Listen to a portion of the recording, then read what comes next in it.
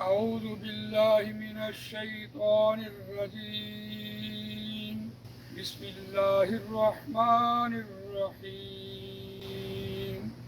الشيطان يعدكم الفقر ويأمركم بالفحشاء والله يعدكم مغفرة منه وفضلا والله واسع عليم آمنت بالله صدق الله العظيم رب اشرح لي صدري ويسر لي أمري واحلل عقدة من لساني يفقهوا قولي اللهم أرنا الحق حقا وارزقنا اتباعه وأرنا الباطل باطلا وارزقنا اجتنابه آمین یا رب العالمین۔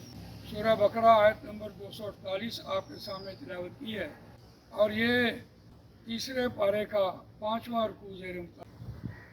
اس رکوع کا مضمون سود ہے، سود سے نجات، اور یہ مضمون 3 رکوعوں پر مشتمل۔ ظاہر بات ہے جو قرآن مجید ایسے احکامات جب انسانوں کے سامنے بیان کرتا ہے تو ایک دم سے تو نہیں کوئی بیماری جاتی، اور سود ایک دن کا مسئلہ تو نہیں ہے۔ نبی اکرم صلی اللہ علیہ وسلم کے آنے سے پہلے یہود اوس اور خزرج کو سود دیا کرتے، اور وہ لعنت آج تک انسانوں میں چلی جا رہی ہے۔ تو اس لیے قرآن مجید نے اس حکم کو سنانے سے پہلے اہل ایمان کی تربیت کی ہے کہ انفاق کرو، مال خرچ کرو، اور جہاں بھی آپ نے مال خرچ کرنا ہے اس کو جتلانا نہیں اور اس کو اذیت نہیں دینی، تاکہ آپ کا مال خرچ کیا ہوا ضائع نہ ہو جائے۔ اور اگر آپ نے مال خرچ کرنے کے بعد اس سے کوئی اجرت مانگی، کچھ معاوضہ لیا، تو اس سے آپ کی عزت نہیں ہوگی، آپ کی بدنامی ہوگی۔ اور اگر آپ نے معاوضہ لیا دنیا کو دکھانے کے لیے کیا تو تب بھی آپ کا مال ضائع ہو جائے، دنیا میں بھی اور آخرت میں بھی۔ اور پھر جو آپ نے مال لوگوں کو دینا ہے وہ ایسا مال دینا ہے جیسے خود پسند کرتے ہیں۔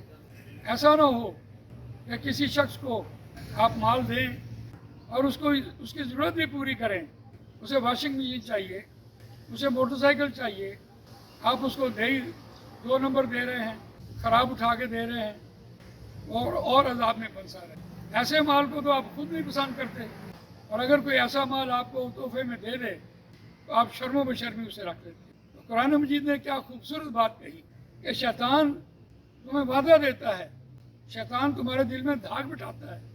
الشیطان یعدکم الفقر، شیطان فقر و فاقے کی دھاگ بٹھاتا ہے کہ اگر آپ نے مال دیا تو آپ کا مال کم ہو جائے گا، آپ خود مفلس ہو جائیں گے۔ یہ شیطانی عمل ہے۔ جہاں قرآن مجید نے وعدے کا ذکر کیا تو کیا انسان نے شیطان کے ساتھ کوئی وعدہ کیا ہوتا ہے جو قرآن نے یہاں نقل کیا؟ نہیں، اس سے مراد یہ ہے کہ جب ہم کسی کے ساتھ وعدہ کرتے ہیں تو پورا کرتے ہیں۔ تو یہاں قرآن مجید نے ہمارے عمل کی طرف اشارہ کیا، کیونکہ ہمارا عمل 2 نمبری کا ہے، اور قرآن مجید نے یہاں اس کو تنزیہ طور پر کہا۔ ملاوٹ کرنا، کم تولنا، جھوٹ بولنا، یہ جو ہمارا عمل ہوتا ہے یہ ہم ایسے کر رہے ہوتے ہیں جیسے ہم نے شیطان سے وعدہ کیا، شیطانی عمل ہے۔ اس لیے قرآن مجید نے یہاں الشیطان یعدکم الفقر کہ ہمارے دل میں اس نے دھاگ بٹھائے کہ مال کم ہو جائے گا، اور ہم اس کے کہا مانتے ہیں، ایسے کہا مانتے ہیں جیسے ہم نے اس سے وعدہ کر رکھا۔ وَيَأْمُرُكُم بِالْفَحْشَاءِ، وہ جو تمہیں حکم دیتا فحاشی کا، عریانی کا، تو شیطان کے وصفوں میں ہے، وصف ہیں اس کے، شیطان کے اوصاف ہیں۔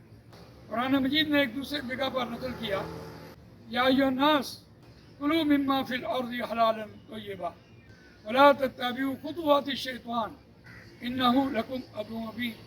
شیطان کے قدموں کی پیروی نہ کرو، وہ تمہارا کھلم کھلا دشمن ہے۔ اس کے بعد قرآن نے اس کے اوصاف بیان کیے، انما یأمرکم بالسوء والفحشاء وان تقولوا علی اللہ ما لا تعلمون، یہ کہ وہ شیطان تم کو حکم دیتا ہے برائی کا اور فحاشی کا، اور یہ کہ تم وہ بات اللہ پر منسوب کرو جس کا تمہیں کوئی علم نہیں ہے۔ اور آج ہماری ساری زندگی میں یہ چیز عام ہے، کوئی بات ہو اللہ کرے گا، اللہ کو اس طرح منظور تھا، جنت تمہارے لیے بنی ہے، آپ فکر نہ کریں، اللہ پہ چھوڑ دیں۔ یہ سارے وسوسے اور سارے خیالات جو اللہ کے اختیارات ہیں उसमें इंसान बात कर रहा हो, तो शैतान के अमलों में से, शैतान के वसों में से। इस आयत में उस तरफ इशारा किया कि शैतान तुम्हें माल खर्च करने से रोकेगा। अगर तुम माल खर्च करोगे तो तुम्हारा अपना माल कम हो जाएगा। और साथ ही इसका जवाब अल्लाह ने दिया, वल्लाहु यईदुकुम मगफिरतन। यहाँ कुरान मजीद ने एक तरतीब बयान की कि जहाँ शैतान की दूसरी बात आई फाहशी, वयअमुरुकुम बिल फहशा, वो शैतान तुम्हें फाहशी का हुक्म देता है। और अगर जज्बात की रोह में बहकर इंसान से कोई फाहशी का अमल हो जाए तो अल्लाह ताला ने उसके साथ ही कहा वल्लाहु यईदुकुम मगफिरतन, कि अल्लाह वादा देता है तुमको भूल से कोई फाहशी हो गई माफ़ी मांग लें। अगर बड़ा गुनाह नहीं हुआ, मुआशरे में बदनज़री हो गई, गैर इरादी तौर पर कोई गाली निकल गई, तो फिर ख्याल आ गया तो माफ़ी मांग ली। तो अल्लाह ने साथ ही कहा वल्लाहु यईदुकुम मगफिरतन, और अल्लाह वादा देता है तुमको बख्शिश का। और जहाँ शैतान ने इंसान के अंदर मुफलिसी की धाक बिठाई, वहाँ कुरान ने बाद में ये बात कही वह फजला, फजल है माल। देखिए मुतसलन बात के साथ मुतसलन कहने के बाद तो पहले बात कही, उसके बाद में फजला के वाले से बात कहती कि अल्लाह माल का, फजल का वादा देता है।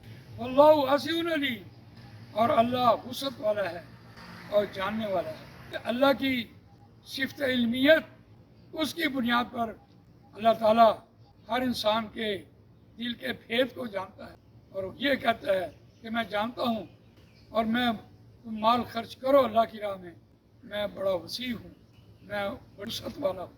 तो अल्लाह ताला ने इस आयत में अहले ईमान को माल खर्च करने की तरगीब और उसके साथ उसका इनाम ये बयान किया है ताकि इंसान शैतान के उस वसवसे से बाज आ जाए और इन्फाक करे। जज़ाकल्लाहु खैरन। अल्लाह ताला मुझे आपको कुरान मजीद पढ़ने, समझने, इस पर अमल करने, इसको दूसरों तक पहुँचाने की तौफीक इनायत फरमाए। सुब्हानकल्लाहुम्मा व बिहम्दिका नशहदु अल्ला इलाहा इल्ला अंता नस्तगफिरुका व नतूबु इलैक।